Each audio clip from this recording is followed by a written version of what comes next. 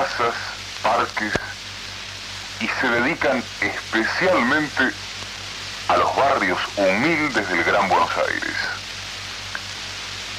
Movilizan cerca de 2 millones de argentinos y son más de 1930 los cultos inscriptos en la Cancillería.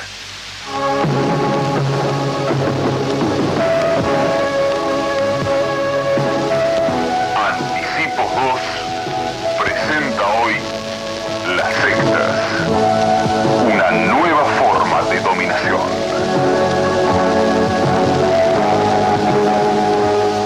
Primera parte, las sectas en la Argentina.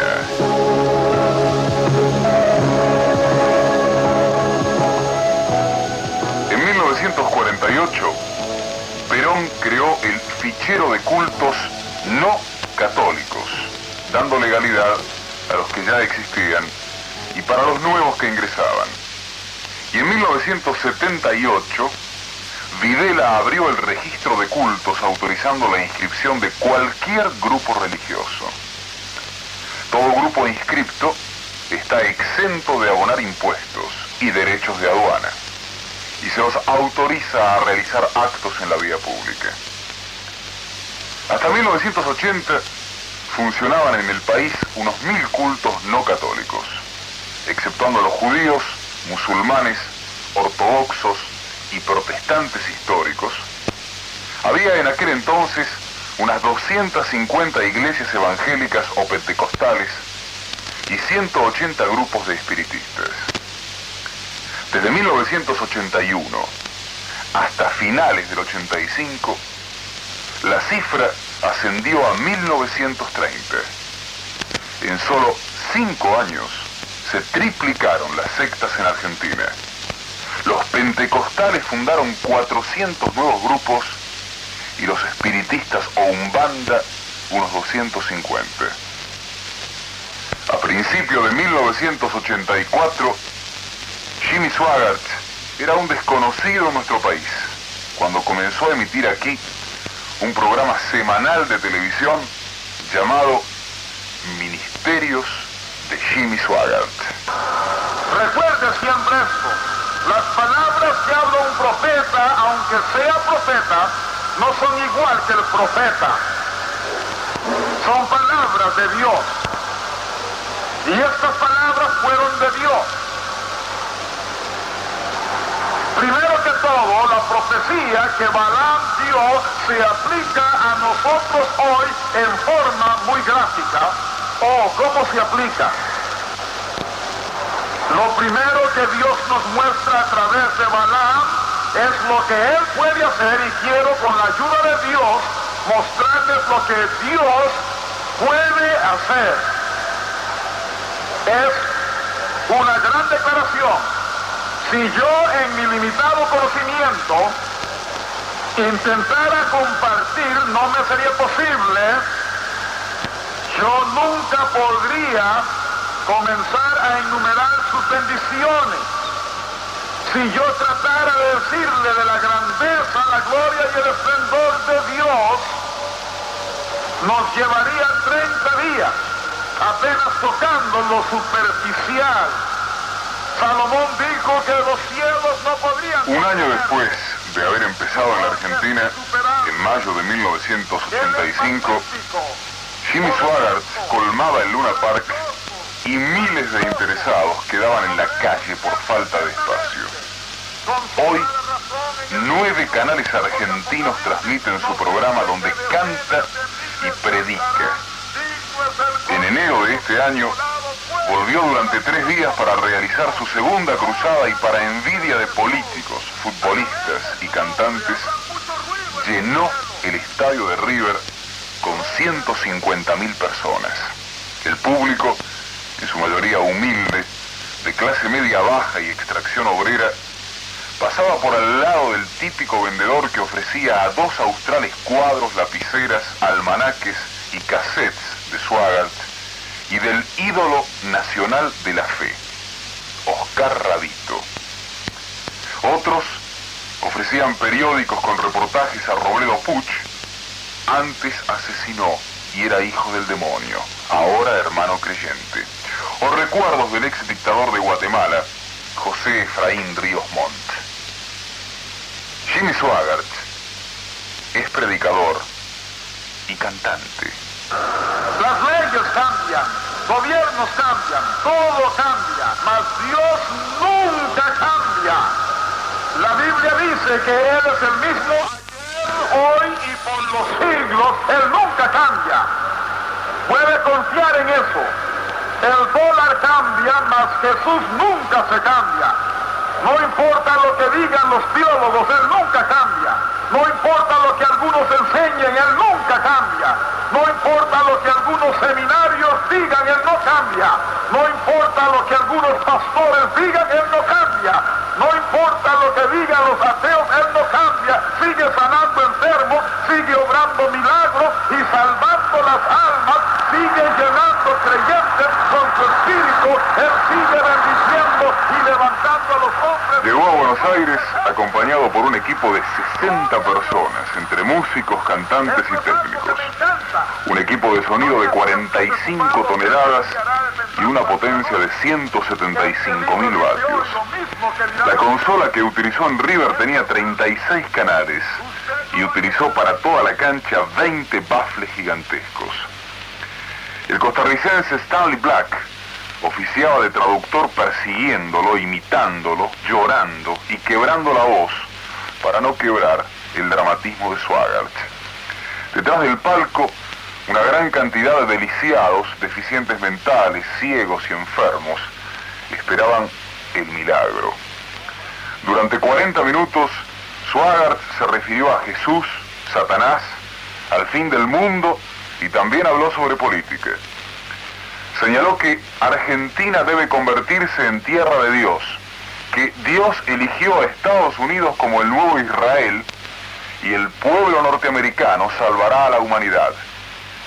Con Ronald Reagan, predicaba Swaggart, nuestro país recuperó la fe. El ateísmo está siendo acorralado.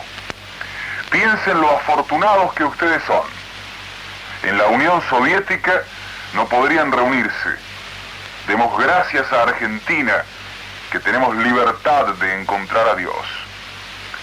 Puntualizó que el presidente Alfonsín es considerado en Estados Unidos uno de los hombres más grandes que Argentina ha tenido e invitó a rezar por él. En River, Jimmy Swaggart cantó, amenazó al público, todavía es tiempo de salvarse, no vaya al infierno. Invocó al Espíritu Santo para curar a los enfermos y ofreció sus libros, mientras una parte del público lloraba, la otra se reía y todos cantaban, siguiendo el coro. En nuestro país se difunden una treintena de programas radiales y televisivos a un costo superior a los $700.000 mensuales que pertenecen a la llamada Iglesia Electrónica. Deja de vivir mal. Deja de descansar a base de calmantes. Deja de que tus escapes nerviosos sean la histeria, el cigarrillo, el alcohol. Encuentra la paz en el Príncipe de Paz. Ábrele tu corazón a Jesucristo y conocerás lo que es vivir. Hasta hoy has vivido en el cuerpo, pero tengo que decirte que tú no eres materia nada más, eres espíritu. Y pudiste haber vivido 20, 15, 40, 60, 90 En Estados Unidos han formado un gran poder que permite que en una mañana tipo un norteamericano pueda consumir 17 horas de religión a través de 7 canales. Aquí comenzaron a ser evidentes en 1983 y hoy dominan parte de la noche radial, casi toda la madrugada y la mañana televisiva. En todos sus programas incluyen su cuota de política pro-yanqui contra el comunismo y los sectores cristianos progresistas. Y eso necesitamos hoy, hermanos. Si hay alguien que quiere perturbarle a usted y decirle que para encontrarse con Dios es profundo, no es así nomás. Mire que yo hace años que estoy en los caminos del Señor y yo sé. Sí, ¿cómo sabe? Muéstrame tu fe por tus obras y yo te mostraré mis obras por mi fe. Hipócrita, así dijo Santiago. ¿Escuchó? Que tus hechos hablen más fuerte que tus palabras. Esa tiene que ser su respuesta para los presuntos sabelotodos. ¿Escuchó? Hermanos queridos, hermanas queridas, no deje que le compliquen la vida y le pongan obstáculos para usted vivir en la plenitud de Dios. Usted tiene que encontrarse con Dios a donde sea, como lo hacía David. ¿Escuchó? Si alguien quiere complicarle y frenarle las cosas para que usted no goce la comunión y el goce y la presencia de Dios, revélese. Hoy el Dios verdadero es el Dios de David, aquel que cuando estamos en el subte sentimos la presencia de Él, aquel cuando estamos... A la cabeza está Radio Colonia, que si bien se ubica geográficamente en Uruguay, transmite principalmente para el público argentino 15 programas de estas sectas. Radio América con 12 espacios, Canal 11 con 2, Canal 9... Parecerá asombroso que Canal 9 solo emita un programa de estas características, pero quizás sea el más peligroso de todos, porque se trata de Club 700, de Pat Robertson, el más poderoso de todos ellos y candidato a presidente de Estados Unidos para 1988. Desde Radio América y Colonia, Juan Bonstra, uno de los predicadores, dice: hay banderas rojas por todas partes, y ya se sabe, la bandera roja es señal de peligro para el cristianismo. Este pastor integra la Cruzada Estudiantil Profesional para Cristo o Alfa y Omega, con centro en Puerto Rico y vinculaciones directas con la CIA. Su lugarteniente en Centroamérica, Lionel Mota, expresó que la cruzada considera un deber reclutar a las tropas de choque para hacer retroceder a la teología de la liberación y desacreditar a los pastores liberales, llamándoles no cristianos. El sacerdote José Luis Durk, asesor de Canal 11, declaró que hay una penetración tremenda en América Latina y son pro-norteamericanos. Entonces, ¿qué reacción pueden producir en el público argentino? No sé, contaba el asesor, pero es seguro aquello de miente, miente, miente y algo quedará. Estos programas están dirigidos al pueblo trabajador y a las familias humildes que viven en el Gran Buenos Aires. Se transmiten a las 3, a las 4, a las 5 de la mañana y son escuchados por personas angustiadas, con problemas laborales. Los principales predicadores son Carlos Anacondia, Jorge Guilles, Luis Palau y este al que estamos escuchando, Héctor Jiménez. Escuché usted, hermano, no deje que nadie le frene. Estamos en tiempos de bendición. Y Satanás, con mentira como Goliat, se ha levantado contra los hijos de Dios para asustarlos, para decirles que ni Dios podrá sacarlos de sus angustias y de sus dolores.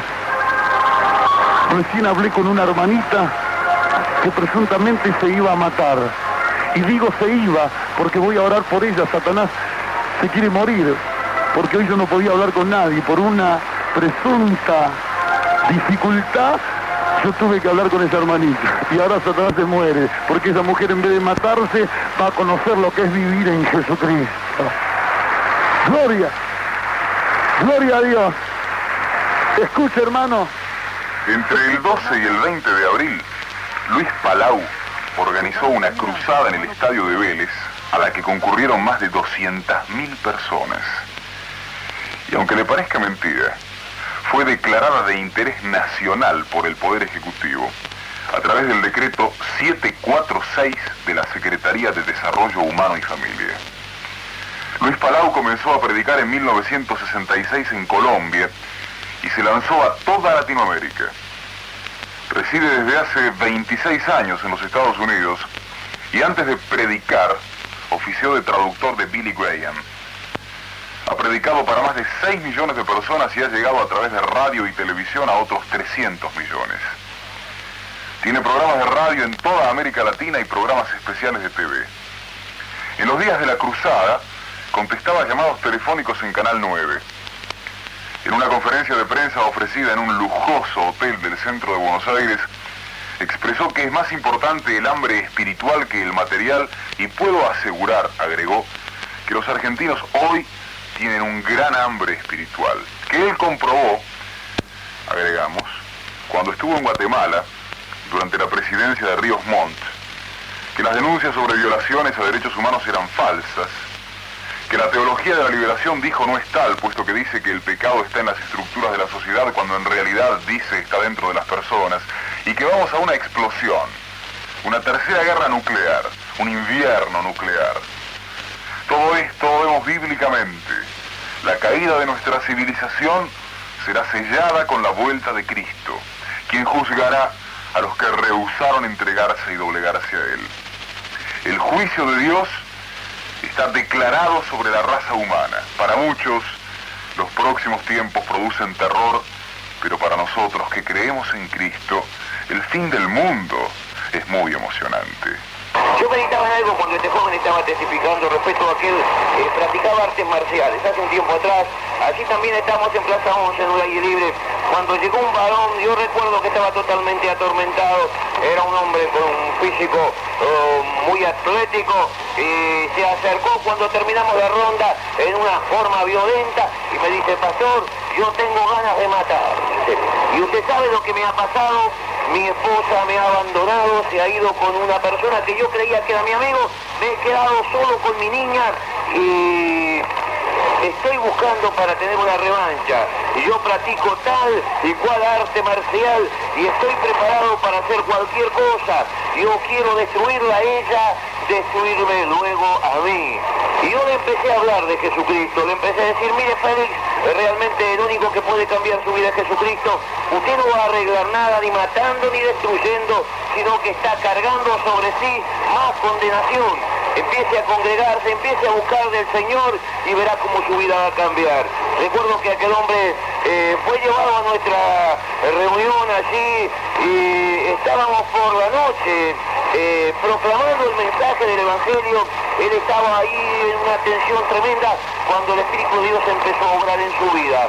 Yo pude ver cómo la presencia del Señor empezó a cambiar sus pasiones, esas pasiones endurecidas, esos ojos enrojecidos. En agosto de 1978, un grupo de mapuches en Loncoluán, en Neuquén, realizó un ritual pentecostal conocido como la cura de la fe, para salvar a una integrante de la congregación poseída por el demonio. En medio de delirios y visiones ante el prolongado ayuno, comenzaron por matar a golpes a la poseída y continuaron con otros 3 integrantes de la familia hasta que alguien avisó a la gendarmería.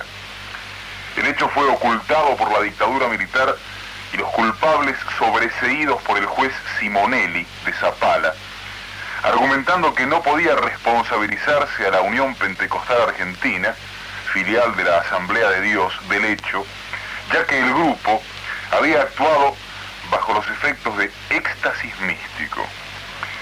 El antropólogo Juan Carlos Radovich expresó que los grupos pentecostales han perjudicado a las comunidades indígenas, haciéndolos renunciar a sus cultos y tradiciones, creando enfrentamientos entre ellos mismos y propiciando la pérdida de conciencia del pueblo aborigen con una prédica apocalíptica que los lleva a la falta de voluntad y al abandono.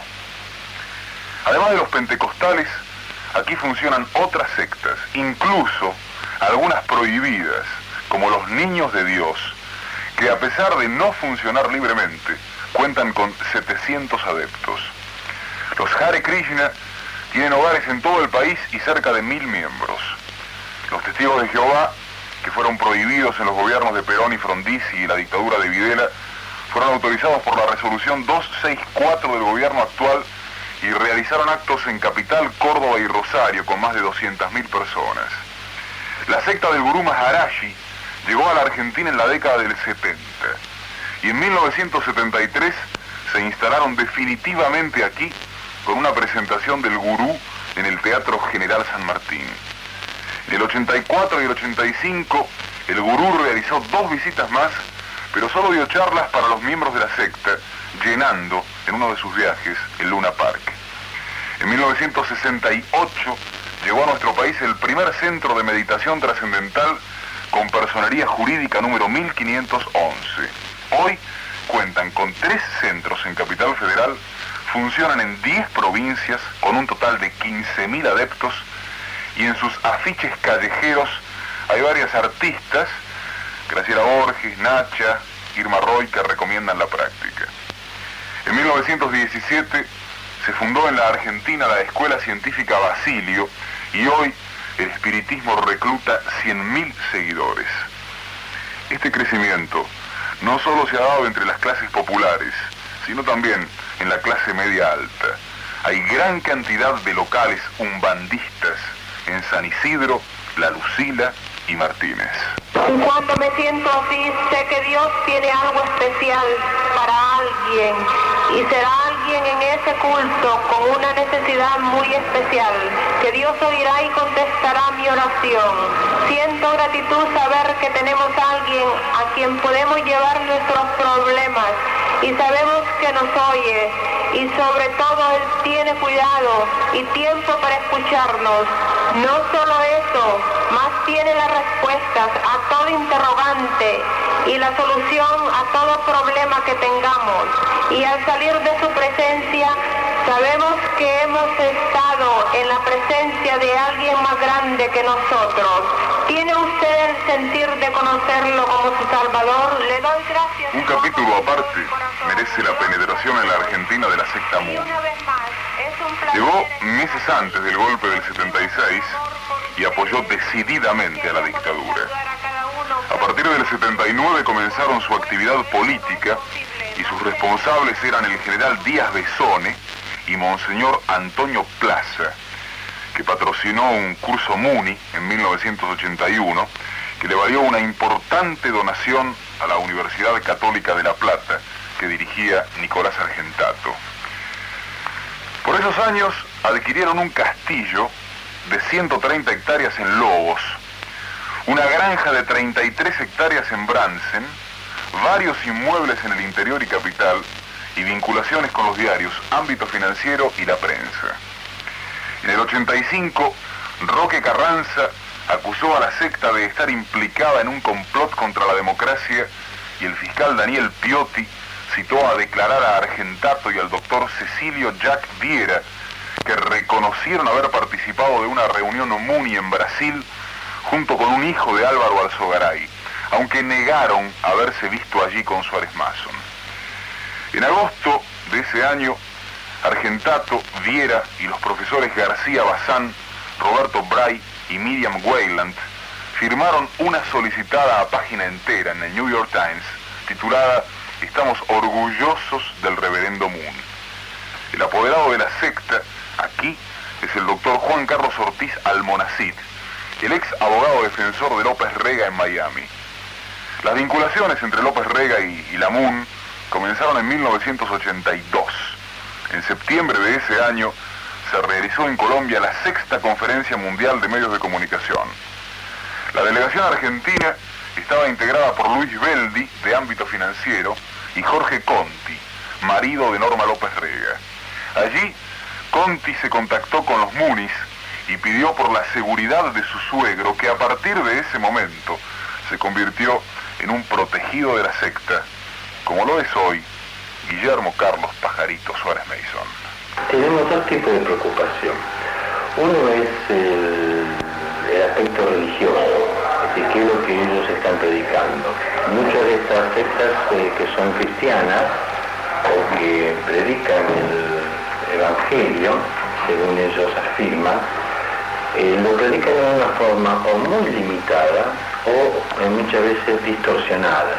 Una de las preocupaciones mayores es que lo que se predica es un evangelio muy individualista, con apelaciones a la búsqueda de algunas soluciones muy inmediatas, por ejemplo como son las de sanidad, que se manifiestan muchísimos, de las cuales muchas veces dudamos de qué tipo de sanidad se efectúa. Eso es en cuanto al aspecto religioso. Y el otro es en cuanto al aspecto político. Es evidente que muchos de estos grupos que suelen tener sus líderes nacionales también tienen sus conexiones internacionales.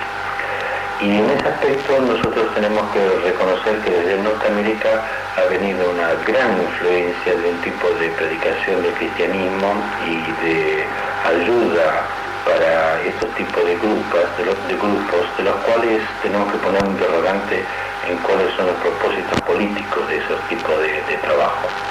Es decir, nosotros sabemos muy bien de que la administración Reagan, ya antes de tomar el poder, estaba muy preocupada por las manifestaciones religiosas en Argentina, en América Latina, y que se estaba ocupando para hacer crecer los grupos así divididos que conocemos ahora como sectas. Es decir, que buscaba una mayor proliferación de grupos religiosos para poder parar el avance de la teología de la liberación a la Iglesia Católica y del grupo de iglesias evangélicas que están más comprometidos en lo social. El que hablaba, y a quien vamos a seguir escuchando en un ratito, es el pastor Aníbal Sicardi, de la Iglesia Metodista Argentina. El decano de la Facultad de Ingeniería de la UBA, el profesor Félix Chernusky, tiene fuertes vinculaciones con la secta y ocupa un alto cargo en una empresa Muni de Nueva York. Chernusky fue propuesto para el cargo de decano por la agrupación estudiantil de derecha Quantum y, después de una reñida votación, Franja Morada le dio el apoyo ante una fuerte presión de Francisco Derich. Así como Díaz Besón es la principal figura de la secta en el campo militar, Chernusky está considerado que lo es en el campo científico universitario. A mediados de 1983, Moon lo premió por sus artículos periodísticos nombrándolo integrante de la junta editorial del New York Tribune, periódico de la secta, continuador del New World, que difundió supuestas entrevistas a madres de hijos subversivos, que en realidad eran mujeres secuestradas en la ESMA.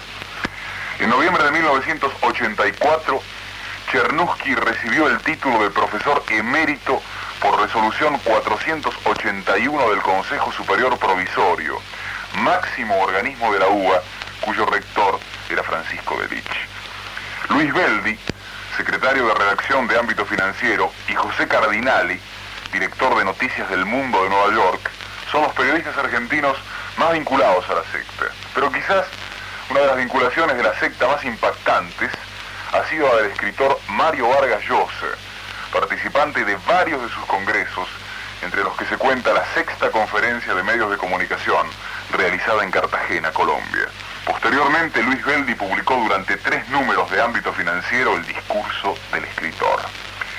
En diciembre de 1985, Aula, una de las asociaciones de la secta, pidió una audiencia al Papa para ser entrevistada por 12 expresidentes de América Latina, entre los que se contó Arturo Frondizi, que también estuvo presente en la reunión de 30 expresidentes organizada en Tokio en marzo del 86 por la secta Moon.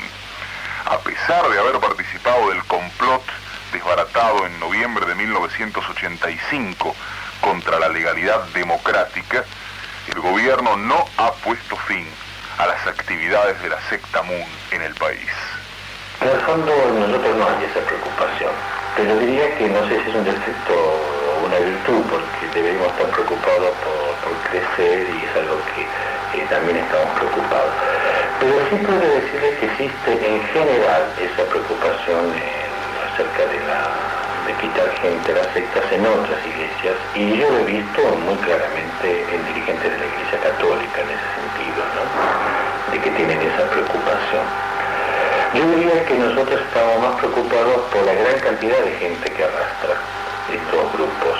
Ellos pueden reunir multitudes, como es la campaña de Jimmy Swaggart en River Plate o Luis Palau en Vélez Sarsfield. Y la pregunta que nos hacemos siempre, bueno, después que se va esta gente, estos predicadores, ¿qué ocurre con toda esa gente? El pastor Aníbal Sicardi, reconociendo la la preocupación existente, no en el caso de la Iglesia Metodista, pero sí de la Católica, por la cantidad de gente que arrastran las sectas. Otra secta de fuertes vinculaciones en la Argentina es tradición, familia y propiedad. Fue fundada en Brasil por un político de ultraderecha, Plinio Correa de Oliveira, considerado como un santo por sus seguidores, que están organizados en América Latina y Estados Unidos. Además, mantienen contacto con los partidos y sectores neonazis de Europa. En Argentina, fue fundada en 1967 bajo la presidencia de Cosme Béccar Varela Hijo, el dueño de uno de los estudios jurídicos más importantes del país y de otras empresas industriales e inmobiliarias, también contadas entre las más importantes de la Argentina. Se iniciaron en la revista Cruzada, bajo licencia de la Arquidiócesis de Buenos Aires, en 1956, y desde allí comenzaron sus campañas contra el Partido Demócrata Cristiano porque, decían, tenía un espíritu socializante, y en 1965 contra la CGT por plantear, decían, un programa de acción que está basado en la lucha de clases y en querer cambiar las estructuras. En 1968 realizaron gigantescas campañas de firmas en toda Latinoamérica para denunciar la penetración del marxismo en la Iglesia Católica. En la Argentina recogieron cerca de 300.000 adhesiones y en Brasil más de 1,5 millones. En 1973 publicaron solicitadas asegurando que en el triunfo del peronismo hubo fraude y traición. En 1970, cuando Monseñor Angelelli denunció sus campañas, Béccar Varela respondió: nosotros atacamos al comunismo y a sus compañeros de ruta. Si Monseñor Angelelli se sintió aludido, es cosa suya, y por algo será. Poco tiempo antes, el mismo Béccar Varela declaraba a la revista Gente: no usamos armas, pero tampoco estamos contra ellas. Llegado el caso, había que esgrimirlas. El enemigo es fuerte, crece día a día y no sabemos lo que va a pasar dentro de unos años. Reclutan jóvenes entre los colegios secundarios católicos a quienes les enseñan a respetar la tradición hispánica de la patria, la familia como célula básica de la sociedad creada por Dios y con carácter divino, y el derecho sagrado a la propiedad privada, pues quien se opone a él es un marxista. El peligro del Estado que siempre avanza sobre los derechos del individuo y la necesidad de denunciar los elementos ateos que niegan al Señor. Utilizan métodos que rozan el lavado de cerebro. Llevan a sus adeptos a una hacienda en Brasil, donde los centinelas de Occidente, monjes de hábito y cadena a la cintura, los adoctrinan en un régimen militar. Los obligan a marchar 10 a 12 horas por día, les dan charlas sobre teología, contra el marxismo, la reforma protestante y también contra la Revolución Francesa, y penan toda indisciplina con castigos físicos. En 1984 el gobierno de Venezuela, a través de la Cancillería, ordenó la clausura de la organización y prohibió a sus dirigentes salir del país. Aquí continúan funcionando libremente como el resto de las sectas, que además, cabe reconocer, saben trabajar brillantemente sobre las cosas que le gustan a la gente, sobre las tradiciones populares. Hacen show, hacen cantos, hacen música.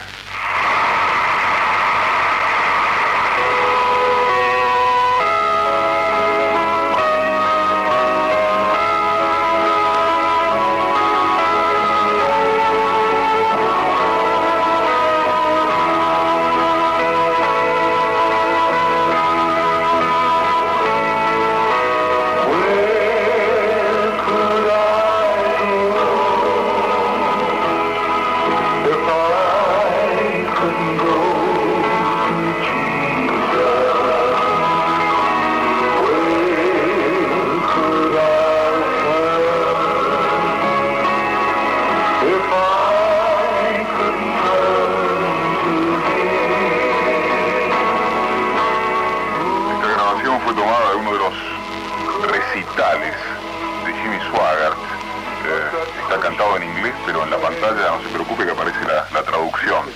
Jesús. Bueno. Otro grupo que tiene una historia curiosa es el de la secta Religión Interior. Fue fundada por José Luis Cobo, más conocido por Silo, en 1969. Actualmente conforma el Partido Humanista, por lo menos su base. En 1974 comenzaron a circular dos versiones. Una aseguraba que estaban financiados por la CIA, otra que adiestraba a sus discípulos en el uso de las armas. En 1975 fue prohibida y a partir de allí pasó a llamarse la Comunidad. En esa época, Silo ordenó expandir la secta por todo el mundo, convirtiéndose en el primer grupo argentino que compite a nivel mundial. En 1983 juntaron 1 millón de firmas para pedir la abolición del servicio militar obligatorio. En esta nueva etapa han decidido agruparse como partido político. Alicia Blanco, secretaria de Asuntos Gremiales del Partido Humanista, expresó que en la mayoría de los países donde somos partido ya estaba difundida la Comunidad, que es una organización civil cuya corriente ideológica es la base de la doctrina del Partido Humanista.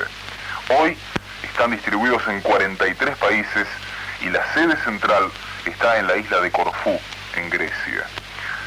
La mayoría de estos grupos practican el autoritarismo estructural, el dominio total del adepto, aislamiento familiar y social, mala alimentación, utilizan técnicas depuradas para convertir a sus miembros en esclavos al servicio del líder que los convence de que el mundo es malo y que solo hay salvación dentro del grupo.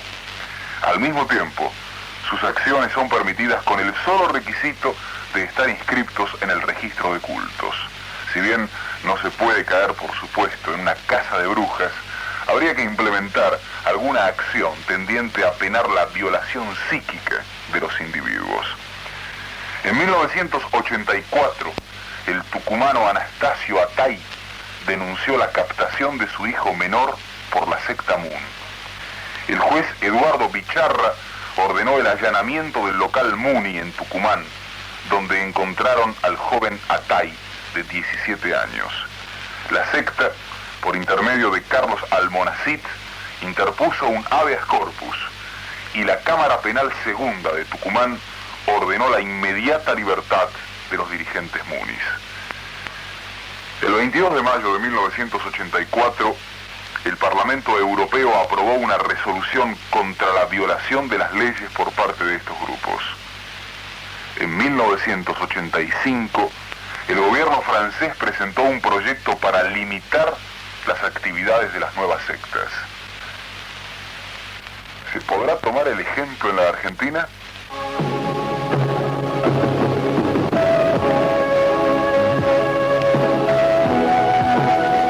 Anticipos 2 está presentando hoy las sectas, una nueva forma de dominación.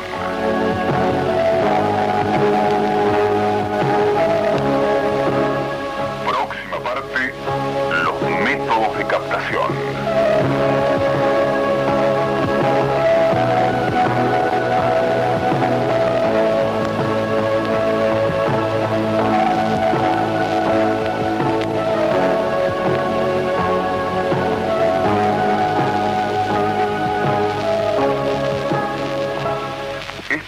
Programa sobre las sectas, dividido en 3 partes, fue emitido en el mes de diciembre por Anticipos 2.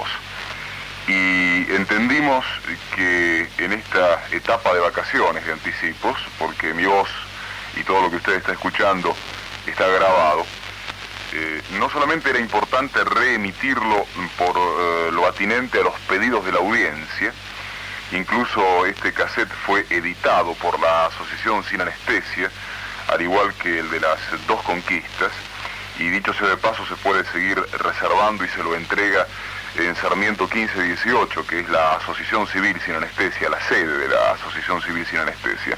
Al margen del pedido de la audiencia, este tema de las sectas no solamente guarda una enorme vigencia, sino que se proyecta, como vamos a ver incluso vamos a escuchar en realidad en los bloques que vienen, se proyecta con una importancia cada vez mayor. Quiero contar notar que los textos y la investigación centralmente fueron hechos por la periodista Nora Brazola, y la bibliografía y el material central que hemos empleado estuvo basado en Las sectas invaden la Argentina, el libro de Alfredo Sileta, que fue uno de los bestsellers de 1986, material de Le Monde Diplomatique y, en fin, además material propio. Después de las 10 de la mañana vamos a seguir escuchando lo que quedó anunciado, es decir, los métodos de captación.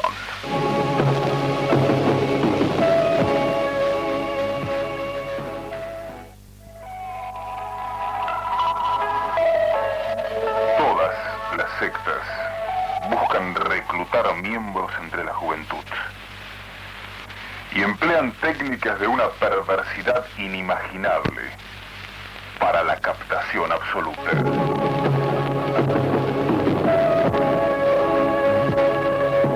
Anticipos 2 presenta hoy las sectas, una nueva forma de dominación.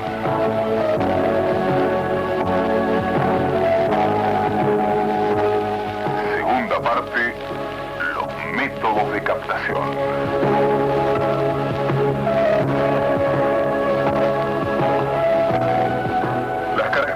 Necesarias en un candidato al lavado de cerebro son el idealismo, la ingenuidad, la independencia, la curiosidad, búsqueda de identidad y cierta clase de indecisión. Por medio de situaciones se le inculca al individuo la idea de que es culpable, imperfecto y que está sucio de pecados, que solo no tiene salvación. Robert J. Lifton, especialista en estudiar estas técnicas, identifica 8 condiciones que permiten la transformación del individuo sin su consentimiento: el aislamiento, la manipulación religiosa o ideológica, la necesidad creada de purificación, la obediencia y dedicación a la causa, compulsión a la confesión pública, videncia de la verdad sagrada, nuevo vocabulario, valoración de la doctrina y maniqueísmo. Es una técnica deliberada tendiente a desnudar al individuo de su yoidad. La mayoría de las conversiones se dan en jóvenes de entre 12 y 25 años, es decir, dentro del periodo de adolescencia e ingreso en la adultez. El joven encuentra en la secta la posibilidad de ser útil a una causa, lejos de las dificultades, los problemas, los posibles fracasos, desembarazados de la autoridad paterna y con la impresión de ser liberados de todo tipo de necesidades o aprietos. El método de lavado de cerebro incluye 3 pasos. El primero es el de la ruptura emocional, mediante el cual se aísla al joven de su pasado, su gente y el mundo exterior. La segunda etapa incluye un duro proceso de adoctrinamiento combinado con la privación del sueño y la insuficiencia alimenticia, además de la manipulación sexual. Todas las sectas cerradas estipulan una forma de vida mediante la cual el individuo duerme pocas horas, se alimenta frugalmente o subalimenta con propuestas de ayuno, y cuando no imponen la castidad, como los Krishna o los Munis, incitan al máximo a la sexualidad, como los niños de Dios. ¿Para vos hay algún tipo de relación, por ejemplo, entre la dictadura y las sectas?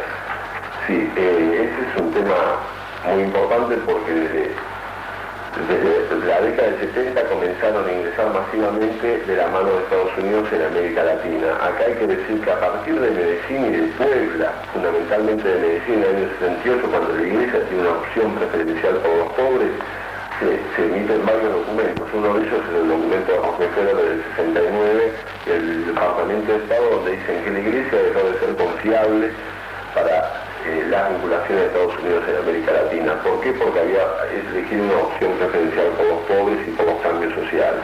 A partir de ahí llega masivamente una gran cantidad de sectas.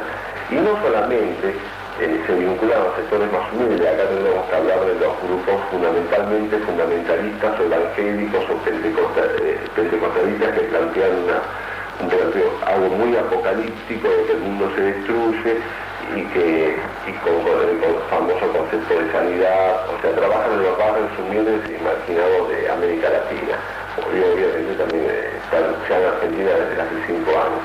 Pero además muchas de estas sectas están vinculadas a las Fuerzas Armadas o a las dictaduras que había en América Latina. Por ejemplo, a partir del 73 entraron masivamente en Chile, porque Pinochet les abrió las puertas, porque la Iglesia Católica en Chile tiene una posición progresista a partir de la caída de Salvador Allende con el cardenal Silva Enríquez, que defiende los derechos humanos. En este momento es el 15% de la población es pentecostal en Chile. En Brasil hay más de 1000 sectas, el 8% de la población. La secta MUN interviene en el golpe contra García Meza en Bolivia del año 80, están todos los documentos. Acá tiene vinculaciones por el proceso. En Uruguay ingresan con $200 millones de la mano del general Álvarez, y así van entrando en todos los países. Y por ejemplo, el caso más típico, más claro, será en Guatemala, que en el año 76 ingresa a la iglesia del Huervo y trabaja exclusivamente con las Fuerzas Armadas. Y en el 82 hay un golpe de Estado, sube el general Israel Ríos Montt, que se declara como el primer presidente evangélico y que en solamente un año de gobierno que estuvo hizo una gran represión en los indígenas y en los sectores progresistas vinculados a la Iglesia Católica y a las iglesias protestantes históricas. El que hablaba era Alfredo Sileta, autor de un libro de reciente aparición que se llama Las sectas invaden la Argentina, y parte de ese material lo hemos empleado para la investigación. Retomando el tema de los métodos de captación, en condiciones de fatiga muscular, privación de sueño y mala alimentación, disminuye la actividad cerebral. El individuo pierde el sentido crítico, se siente incapaz de revelarse, el campo de la conciencia se restringe, y al desaparecer la capacidad de censurar, el inconsciente asimila toda la información sin seleccionarla. Finalmente, la manipulación sexual desemboca en la sublimación en forma de sentimiento religioso. Por este procesamiento, señala Lifton, las personalidades más fuertes pueden ser transformadas en trapos humanos enteramente sometidos a la voluntad de un individuo que los manipulará como se les antoje. La tercera medida, como el lavado de cerebro no es irreversible, es mantener al joven captado lejos de su viejo hábitat, y se le enseñan métodos de control mental para impedirles entrar en ningún tipo de discusión que los pueda llevar a una ruptura emocional. Por eso, en general, todas las dudas y los cuestionamientos deben hacerse en forma pública, dentro de la secta, lo cual facilita la contención del miembro. Las técnicas de lavado del cerebro son utilizadas por los niños de Dios, los Hare Krishna, la secta MUN y la del gurú Maharaji. Son grupos minoritarios, puesto que el trabajo individual limita su crecimiento. El que habla a continuación, con la visión política del tema, es el diputado peronista Néstor Perla. ¿Cómo ve usted el tema de las sectas en la Argentina? Creo que fundamentalmente no tenemos un peligro muy grave, pero sí una amenaza, porque justamente estamos viendo por estadísticas y por lo que significa la situación económico-social de crisis, que hay grupos de sectas que realmente están incrementando su número desde el punto de vista de la cantidad de sectas, también como la cantidad de adherentes. Nos preocupa la secta aquella que lógicamente pueda perjudicar la salud mental de la población. No quiero decir con esto que no haya grupos religiosos que honestamente hayan nacido hace poco y estén desarrollando su tarea. Cuidado con el tema, porque no se trata acá de cercenar la libertad de culto, de ninguna manera. Pero fíjense que desde el punto de vista de la investigación que se realizó en el mundo, existen sectas realmente que son perjudiciales, como la del gurú Maharaji, que se ha enriquecido a través de lo que implica la fe de los adherentes, que se entregan en forma total y que terminan siendo esclavos, haciendo trabajo esclavo de recolección de dinero para enriquecer a una persona, y esto bajo el manto religioso. Por otro lado, existen los niños de Dios que terminan en la prostitución. Usted sabe que ellos consideran que se llega justamente a la relación con Dios a través del acto sexual, y bueno, lógicamente que esto deriva, como le decía recién, en los términos de la prostitución. Y así también tenemos a la secta Mo, que realmente nos plantea muchas dudas sobre su accionar y el sentido político que tiene su accionar. Y este sentido político hay que recalcarlo. Aquel que actúa en política y habla como político y se refiere a una filosofía política está bien, perfecto. Pero cuando nosotros queremos hacer desde un ámbito religioso, simulando que estamos realizando justamente una actividad religiosa, plantear posiciones políticas, y más con estas posiciones políticas que yo considero que son realmente atroces porque implican realmente un atentado contra lo que son nuestros principios nacionales, bueno, ahí tenemos que tener cuidado porque, claro, desde este ámbito religioso tiene evidentemente la penetración mucho mayor cualquier tipo de filosofía política. Otras sectas, como las iglesias evangélicas, los testigos de Jehová y los pentecostales, realizan solo la conversión religiosa de la persona, lo que les permite dirigirse a grandes grupos en lugares públicos o por radio y televisión y crecer rápidamente. Este método, si bien no anula la personalidad del individuo en profundidad, puede llegar a modificar la situación política de un país. La mayoría de las conversiones se producen en los sectores humildes y marginales de la sociedad, puesto que para convertir a un individuo es necesario encontrarlo en un estado de crisis, angustia, desesperanza, y con la necesidad de encontrar la salvación en una nueva forma de vida. Decir que un hombre se ha convertido significa que las ideas religiosas, antes secundarias en su vida, se transforman en el eje de su existencia y dedica a ellas todas sus energías. ¿Cómo ve la Iglesia el problema de las sectas? Sabrás que hace muy poco tiempo salió un documento de la Santa Sede refiriéndose a este problema de los nuevos movimientos religiosos o sectas. Es un problema que en este momento preocupa. La Iglesia lo llama más bien un desafío a la Iglesia porque presenta una cantidad de fenómenos nuevos. La misma presencia de las sectas es una crítica a la Iglesia porque acentúa una cantidad de elementos que o bien en la Iglesia no están, o bien en la Iglesia han sido descuidados. El hecho de que la gente se sienta atraída a estos ciertos movimientos es algo que tiene que ser reflexionado y tomado en cuenta, qué es lo que la gente busca, por qué se vuelcan hacia esos grupos.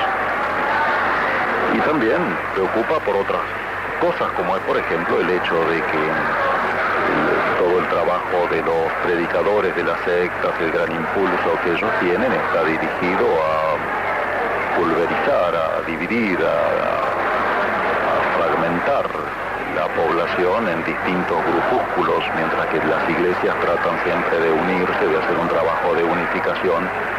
Y hablo de las iglesias tradicionales, las iglesias históricas, todas tratan por medio del movimiento ecuménico de buscar la unidad en este momento. En cambio, el trabajo de las sectas es exactamente al revés. El padre Luis Rivas, de la Iglesia Católica, generalmente en los barrios populares, el convertido cambia radicalmente de vida. Deja el vino, el cigarrillo, las salidas, el fútbol, para dedicarse exclusivamente a su nueva religión. Los evangélicos fundamentalistas emplean 3 métodos para la conversión religiosa. Primero, nunca discuten, inculcan la fe por medio de afirmaciones. Jesús te espera. Repeticiones. Aleluya, gloria al Señor. Y el contagio de las masas. Segundo, emplean terribles advertencias sobre el fuego eterno, remarcando la existencia del infierno o amenazan con el castigo divino. Y tercero, una vez instituido el terror y el sentimiento de culpa, se presentan como agentes divinos y prometen la salvación a cambio de la entrega. Arrepentíos y os salvaréis. Algunos utilizan una combinación con métodos de lavado de cerebro. Plantean el ayuno, flagelaciones y el dolor físico. Inducen al pánico, manejan la respiración con el yoga el satsang o la meditación trascendental y utilizan la danza o el canto creando un clima emotivo fuerte. Manejan emociones de angustia, culpa o cólera, causan conflictos mentales, buscan agotar al individuo mental y físicamente. Provocan una fuerte tensión dejándolo en la duda por lapsos variables, sin revelarle cuál ha de ser su destino. Todas estas medidas tienden a lograr una fuerte sugestión, tal como sucedía con el caso del perro de Pavlov. Existen también estímulos fisiológicos, como el ritmo, el canto y gritos, que pueden provocar disfunciones cerebrales por excesiva tensión. En algunos casos, llegan a inducir ataques epileptiformes, que se han interpretado como desmayos e histerias colectivas en los miembros que escuchan la prédica. Aldous Huxley señalaba que nadie, por más civilizado que sea, puede escuchar durante mucho tiempo los tambores africanos, las melopías de los indios o los himnos galeses y mantener intacta su personalidad. Y tras proponer encerrar a un grupo de filósofos en las mejores universidades, en una habitación caldeada, asistiendo a un ritual indígena y medir, cronómetro en mano, su capacidad de resistencia, agrega: puedo predecir con seguridad que si se los expone durante un tiempo suficiente al tam-tam y al canto, todos nuestros filósofos terminarán saltando y aullando con los salvajes. Pero para que estos elementos sirvan a una conversión religiosa, es necesario que el sujeto no esté satisfecho de sí mismo y con su vida. Un individuo debilitado por agotamiento o enfermedad se hace más sensible a la sugestión y se convierte en una víctima pasiva de los estímulos externos. El profundo estado de angustia lleva a la persona a actuar impulsivamente, haciendo lo primero que le viene a la cabeza, que generalmente está determinado por lo que hacen los demás. ¿La Iglesia tiene temor que estas sectas le quite gente? No, la Iglesia no tiene nunca temor de esas cosas. La Iglesia sabe que está asistida por el Espíritu Santo y tiene el hecho de que nos quite gente no es problema de temor, sino más bien de reflexión para nosotros a ver si estamos cumpliendo bien nuestra misión pastoral. Pero no hay un temor de, por ejemplo, de cómo entran en las villas miserias estas sectas a trabajar. No, ya insisto, no es un problema de temor.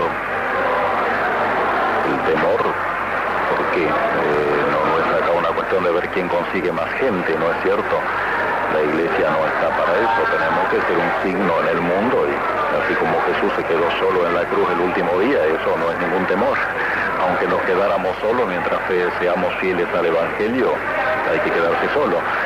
Pero el hecho, por ejemplo, de que en la Argentina hoy haya 2 millones de personas que sigan a estas sectas, ¿quiere decir que se las ha sacado de la Iglesia o no? Puede ser que sea gente que se la haya sacado a la Iglesia, pero generalmente se está con gente que no tiene una mayor definición. Nosotros, así como mayoría, nos llamamos católicos, decimos estamos todos bautizados, pero hay que ver cuántos son los que realmente viven la realidad religiosa, viven su compromiso. Esta gente, cuando hace su reclutamiento en la población, se dirige más bien a estos grupos que no están bien atendidos o que no pertenecen, de hecho no están integrados en la comunidad religiosa, en la comunidad cristiana. Yo veo que, por la experiencia que tengo, que no se trata de personas que han estado viviendo verdaderamente la vida como católicos y después se han hecho de una secta o de otra, sino personas que no estaban en nada. El padre Luis Rivas, de la Iglesia Católica, diciendo no muy convencido que las sectas no le han sacado gente a la Iglesia. Ahora enseguida vamos a hablar de eso. Una de las claves que se utilizan por parte de las sectas para mantener activo al converso es la vinculación cerrada con la Iglesia.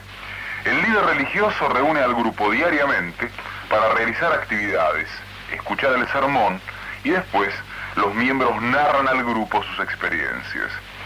La confesión pública oficia como un fuerte vínculo porque cada uno sabe algo de su prójimo y el individuo se sentirá irremediablemente ligado al grupo que lo conoce tal cual es. El pentecostalismo influye actualmente en el 80% de la población cristiana evangélica de América Latina.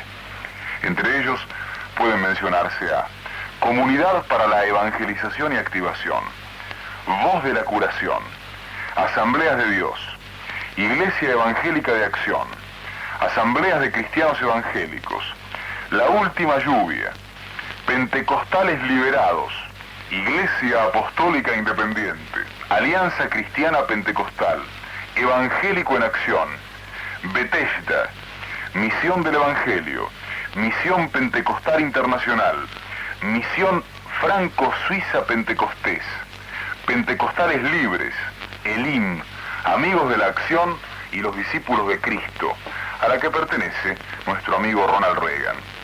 Realizan campañas millonarias por televisión y envían a los predicadores norteamericanos en giras. Sondean la miseria, proponen la salvación individual ante el fin del mundo, declaran que es innecesario pensar en la lucha social. En sus programas inculcan una ideología pro-norteamericana y se alían a los sectores más reaccionarios y poderosos del capitalismo. Están unidos en una cruzada para reclutar tropas que hagan retroceder las luchas populares y naufragar la teología de la liberación. Aprovechando el vacío de la iglesia, que se quedó encerrada en sus parroquias, defendiendo sus doctrinas, ellos cuentan con todo el apoyo de los Estados Unidos, salen a la calle, hablan con un lenguaje simple y entendible para el pueblo, realizan obras y programas de asistencia social y, reconozcamos, están ganando para su causa fascista a grandes sectores de la población.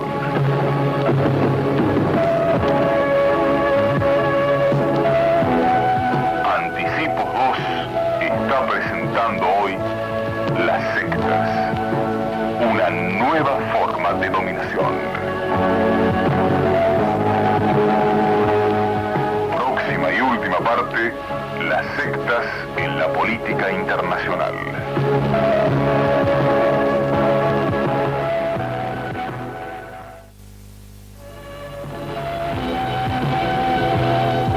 Anticipos 2 presenta hoy las sectas, una nueva forma de dominación.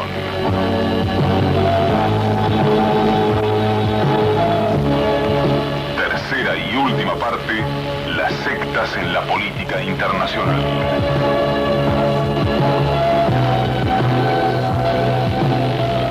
Las sectas que invadieron Latinoamérica en las últimas décadas se pueden agrupar en tres corrientes.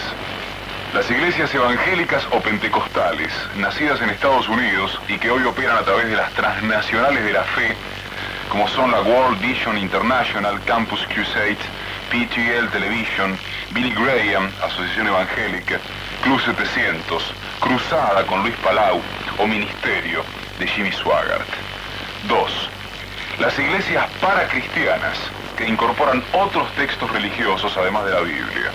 Se destacan los Testigos de Jehová, los Adventistas del Séptimo Día, la Iglesia de Jesucristo de los Santos de los Últimos Días, conocida como Iglesia Mormona, la Iglesia de Unificación del Reverendo, Moon, y los Niños de Dios. 3. Los que no tienen raíz cristiana, como los Hare Krishna, la Misión de la Luz Divina del Gurú Maharaji, la meditación trascendental, la cientología, el espiritismo en todas sus vertientes y la umbanda de raíz afro-brasileña. Pero al efecto del trabajo en los medios de comunicación, ninguna se diferencia. Escucha, hermano.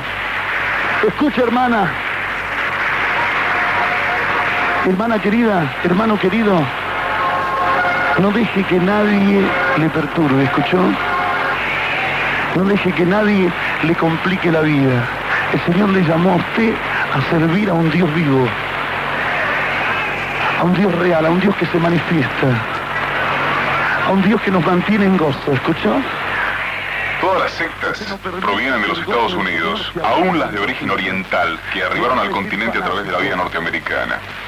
A pesar de que muchos obispos y miembros de las jerarquías episcopales negociaron con las dictaduras, en Brasil, en Chile, en Perú, en Centroamérica, se mantuvo un mayor contacto entre iglesia y pueblo. Y fue allí donde se inició la invasión de las sectas. Pinochet les abrió las puertas y hoy el 15% de la población chilena se ha convertido al pentecostalismo, mientras que en las zonas suburbanas de Santiago el promedio alcanza el 25%. Los mormones crecieron de 20 a 160.000 adeptos y los testigos de Jehová triplicaron el número de sus miembros. El capellán de las Fuerzas Armadas chilenas denunció este año la penetración evangélica en los militares a partir del golpe de 1973. Le van a decir fanático, se lo van a decir, ¿eh?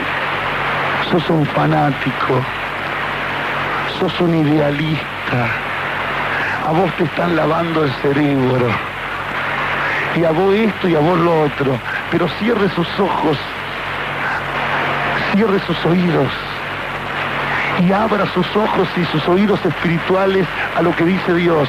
Y mientras le dicen fanático, Dios le dice, hijo mío. En Brasil, más de 1000 sectas pentecostales dominan principalmente San Pablo y Río de Janeiro, con alrededor de 10 millones de fieles. El año pasado, la Conferencia Episcopal Brasileña denunció que la CIA estaría apoyando a grupos fundamentalistas y violentamente anticomunistas, tanto evangélicos como orientales, para dificultar la acción de la Iglesia progresista. En Uruguay, la secta MUN entró de la mano del general Gregorio Álvarez con una inversión de 50 millones de dólares. Hoy tiene 200.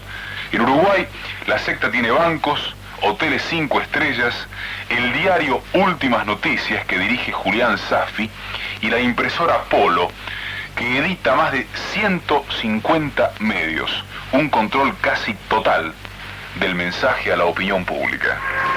Que el Señor le bendiga mucho. Hoy es un día de bendición. Ahora cuando oremos se va a desatar espíritu de prosperidad. Hoy Dios va a derramar gracias aquí en Hermanos y Hermanas, lo estuvo haciendo en las reuniones pasadas. Como lo van a hacer la música que ponen de fondo, ¿no? Pero escuche bien. En Bolivia se incrementaron los grupos pentecostales y el Instituto Lingüístico de Verano, de origen estadounidense y vinculado a la CIA, tiene la dedicación exclusiva de evangelizar a los indígenas latinoamericanos, lo cual les valió la expulsión de México y actuales problemas en Colombia, Ecuador, Perú y varios países de Centroamérica. En Guatemala, con 6 años de este tipo de prédicas en el ámbito castrense, la Iglesia del Verbo logró colocar como presidente de facto al general Ríos Montt. Sileta y nosotros mismos hablábamos de esto hace un ratito.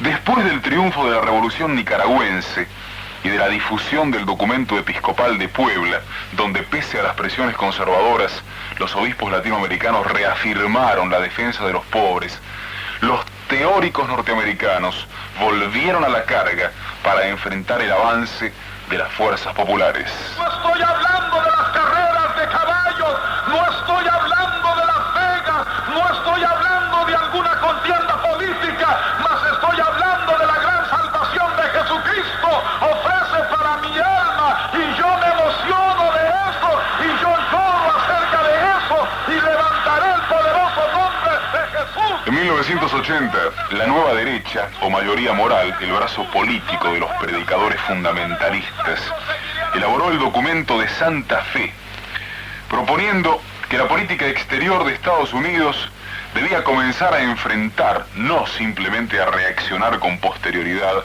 a la teología de la liberación tal como es utilizada en América Latina, decía, por el clero. El documento se convirtió en la base de la doctrina político-religiosa en la plataforma de Reagan. La nueva derecha surge en 1974 colocándose a la derecha del reaganismo y reuniendo a grupos independientes que se pronuncian contra el feminismo, el aborto, los anticonceptivos, las relaciones sexuales prematrimoniales, la integración racial en el transporte escolar y además a favor de la pena de muerte.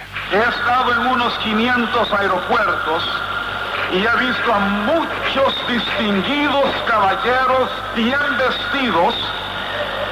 Eran el compendio de dignidad, muy bien peinados, con el aspecto de un señor abogado, caminando a paso largo, cartera en manos, cuando de pronto ve a su nietecita. Suelta su cartera, desabotona su chaqueta y la toma en sus brazos y echa a saltar por todo el aeropuerto. Deben hacerlo. Está bien, no hay nada de malo en eso, está bien. Gloria a Dios. Usted mira en forma contemplativa cuando una señorita está parada enfrente de un joven y él se le arrodilla y le dice: tú eres el compendio de todo lo bello y hermoso. Cuando miro tus ojos es como mirar... Interesante eso de arrodillarse frente a una señorita para nombrarle el compendio. Jimmy Swaggart es el que juntó 150.000 personas en River este año. Las sectas ejercen notable influencia sobre legisladores, especialmente republicanos, y agrupan a grandes asociaciones religiosas como la Voz Cristiana, Mayoría Moral y la Mesa Redonda Religiosa. Movilizan a las bases a través de miles de ministros de iglesias, entre los que se destacan Jerry Falwell, Pat Robertson, James Robinson y otros religiosos que manejan grandes cadenas de televisión y radio. Le dieron un gran apoyo financiero y una gran masa de votantes, decisivos, se diría, para el triunfo electoral de Reagan, y otros personajes ultraconservadores, como el senador republicano Jesse Helms, que junto a Jerry Falwell, Pat Robertson, John Singlaub, presidente de la Liga Anticomunista Mundial, James Whelan, antiguo redactor en jefe del Washington Times, propiedad del reverendo Moon, se dedican a enviar armas, ayudar financieramente a los mercenarios, contras y a las guerrillas anticomunistas de todo el mundo. Más de 20 millones de norteamericanos siguen a estos predicadores que aseguran que el apocalipsis anuncia una guerra nuclear contra el anticristo. Que flota suavemente sobre la leche. Cuando hablas es como manzanas de oro en cántaros de plata. He meditado y orado acerca de esto y ahora que sostengo tu mano quiero pedirte que seas mi esposa para el resto de mi vida. ¿Nos casamos? Sonríe entre murmullos y lágrimas bañan sus mejillas al palpitar de su corazón. ¡Pum, pum, pum, pum, pum, pum, pum, pum, pum! ¡Aleluya! ¿Qué es lo que está diciendo usted? No estoy hablando de las carreras de caballos, no estoy hablando de Las Vegas, no estoy hablando de alguna contienda política. La tesis de la guerra nuclear contra el anticristo fue apoyada por diversas declaraciones de Reagan y su ministro de Defensa, Caspar Weinberger, lo que motivó las protestas de comunidades judías y cristianas. Una doctrina religiosa, la ideología del apocalipsis nuclear, hizo su entrada a la escena política de nuestro país. Decían, cuando el jefe de la mayoría moral exige una carta de derechos cristianos, no hay que sorprenderse de ver que se incendian sinagogas y familias judías son intimidadas. En 1981 se fundó el Instituto de Democracia y Religión, en el que se alinearon los senadores Jesse Jackson, la demócrata Jane Kirkpatrick, tenaz defensora de la dictadura Videla Viola, y el pastor David Jessup, para frenar a la nueva derecha y oponerse al apoyo directo de los contras en Nicaragua. Cuando en 1983 Reagan invadió Granada, este instituto se acopló rápidamente a la nueva política y actualmente mantiene la misma línea que Mayoría Moral. La nueva derecha se alió en la década del 70 a una corporación de predicadores que actúa como una verdadera multinacional evangelizando para todas las nuevas iglesias instaladas en América a través de sus programas radiales, televisivos y sus constantes visitas. Mire que si el Señor me dio estas palabras es porque seguramente usted está recibiendo ataques o va a recibir ataques para que usted dude de su caminar en Jesucristo. Pero escuche bien, hermanos,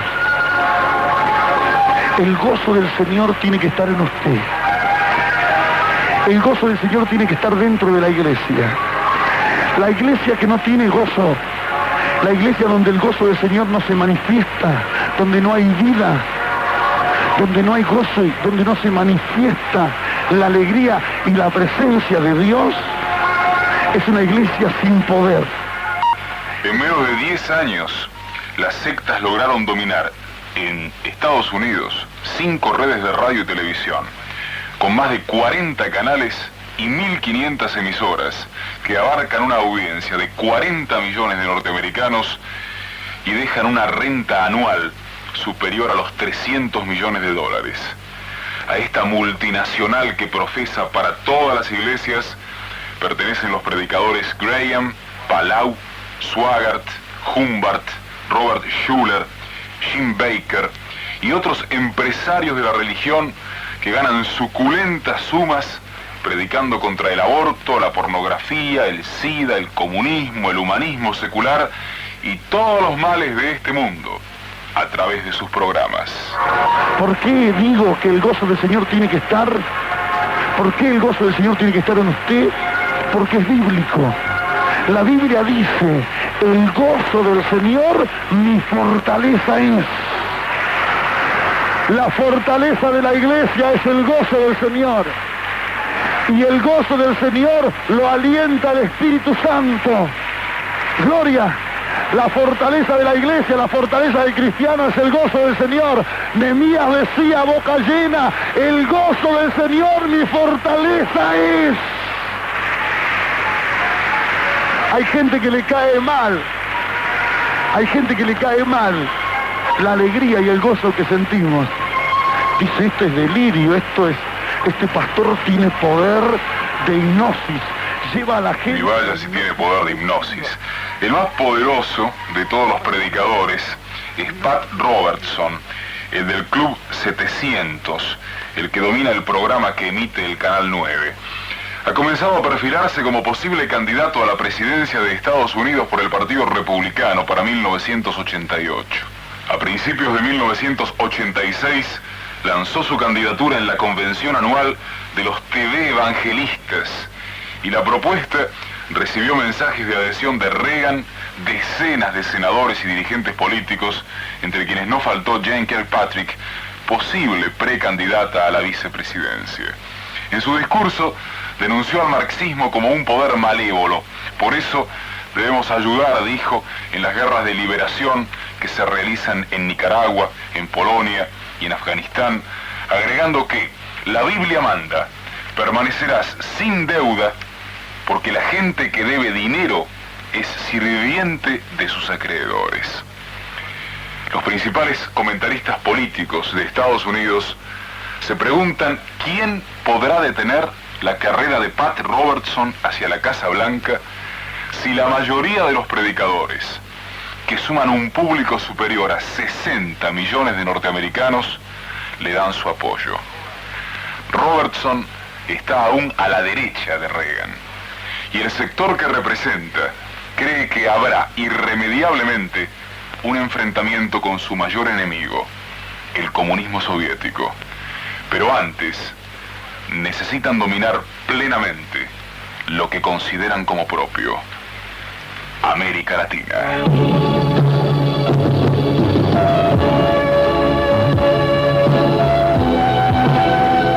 Anticipos 2 presentó hasta aquí las sectas, una nueva forma de dominación.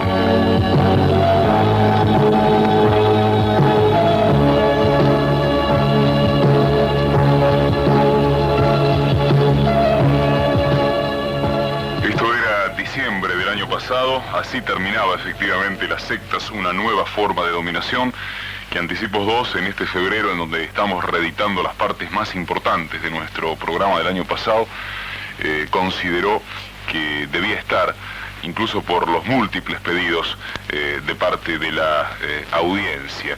Recuerdo la bibliografía empleada, o en todo caso, antes que ello, que fue Nora Brazola, una periodista, una colega, quien hizo los textos, quien investigó sobre la base de material de archivo propio, es decir, de Anticipos 2, del libro Las sectas invaden la Argentina, de Alfredo Sileta. material de Le Monde Diplomatique y también del diario Clarín. También durante el transcurso del programa se escucharon las voces del padre Luis Rivas, de la Iglesia Católica, del diputado peronista Néstor Perl, dando la visión política del tema. Quizás algunos se pregunten por qué el diputado peronista Néstor Perl. Bueno, porque justamente de él es asesor Alfredo Sileta y es un político que está muy al tanto del tema. En el primer bloque también se escuchó la voz del pastor Aníbal Sicardi, de la Iglesia Metodista Argentina. En general, todos han coincidido en que las sectas le están sacando gente a la Iglesia.